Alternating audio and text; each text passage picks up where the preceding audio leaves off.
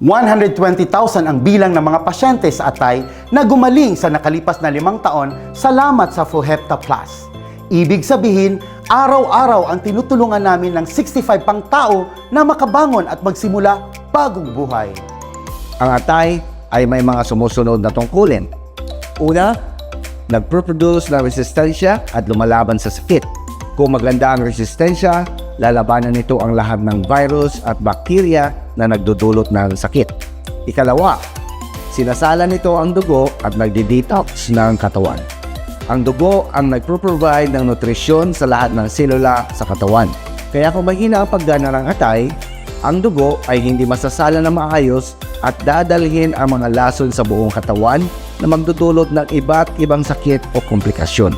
Pangatlo, ang metabolismo sa Atay ay nagpapalabas ng apdo na tumutulong sa pagpapanatili ng balanse ng asukal sa dugo at pagtanggal ng sobrang taba. Palagi kong sinasabi sa aking mga pasyente na ang pag-iwas ay mas mabuti kaysa sa paggamot. Inirerekomenda ang mga paggamit ng 1 hanggang 2 kahon ng gatas ng Fuhepta bawat buwan para sa detoxification ng Atay. Sa pamamagitan ng pagpapanatili ng malusog na Atay, hindi natin kinakailangan gumastos ng malaking halaga para sa paggamot ng mga sakit. Ito ay lalong mahalaga para sa higit sa 30 taong gulang dahil nagsisimula ng humina ang function ng Atay.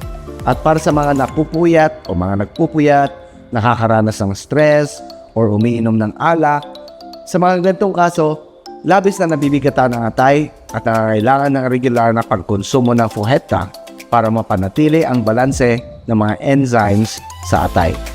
Ginagawa ko ang video na ito upang magkaroon ng kamalayan ang mas maraming mga Pilipino tungkol sa Fuhepta na epektibong nakakagamot ng mga sakit sa Atay upang magkaroon ng masaya at malusog na pamumuhay.